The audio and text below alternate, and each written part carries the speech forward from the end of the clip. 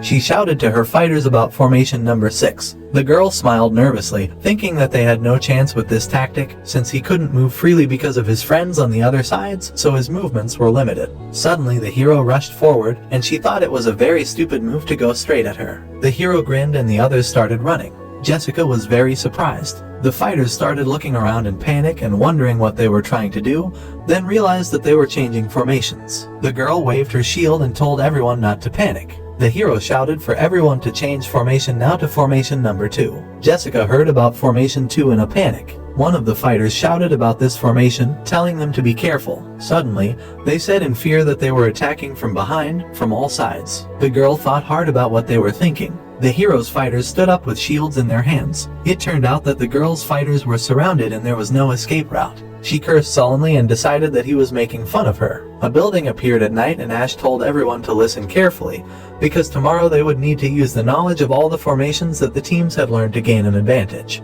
He added with a smirk that when he said formation 2, they would surround them, they would be confused and the team would not have time to react, then this would be their chance. The girl thought tensely that he had fooled her, then asked how dare he, this mixed blood bastard. The hero pulled out his sword and ordered the fighters to move forward. The girl's fighters stood in panic. When they got ready, suddenly they threw their shields on the ground. Jessica asked in anger what they were doing, then ordered them to immediately raise their shields. She saw the strong panic of her fighters. The girl thought furiously, clutching her sword, that she did not want to hear the voices of men who laughed at her just because she was a woman. She looked at the hero in anger and calling him a bastard, declared that she would never give up. The girl quickly began to run and swung her sword, telling him to die. Ash threw the shield aside and began to use the sword to reflect the attacks. They started to hurt each other with their attacks. Suddenly, the guy made a powerful attack. Everyone looked at what was happening in shock. The girl looked in surprise, while her hand and sword flew to the side. Jessica looked at her hand in fear, asking about it. Suddenly, she started screaming about her hand, screaming how painful it was. The girl screamed about her hand, while the guy ran up to her and told her to stay still, as he was going to stop the bleeding.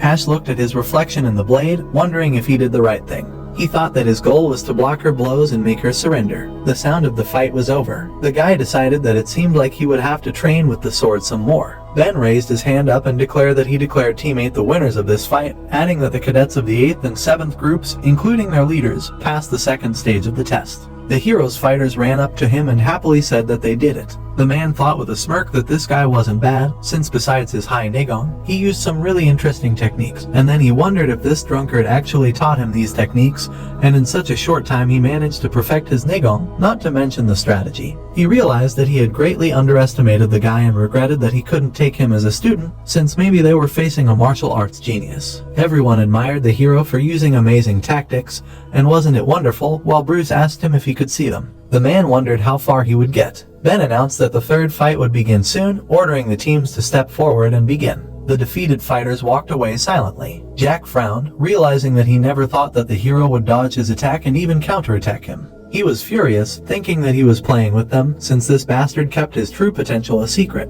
He looked at Ash and just wanted to see the smirk on that freak. George yelled to listen to him because if they attacked them directly they would easily win. He ran forward with the fighters and said that they would use formation 6. The other fighters nervously said that they were rushing at them at full speed. Jack asked with a frown if they were crazy and then ordered to use formation 2. The fighters reformed and he ordered to hold their position. George smirked, thinking that they wanted to die since they were using formation 2. Jack swung his sword and when the guy rushed at him, he made a quick attack that sent the guy's shield flying into the air, shocking him. Jack made a strike, piercing the guy, causing him to bleed from the mouth. So, friends, this chapter comes to an end. What will happen next? We'll uncover it in the next chapter. Don't forget to rate this chapter out of 10 in the comments. We'll see you in the next video. Until then, take care and goodbye. Don't forget to like the video and subscribe to the channel.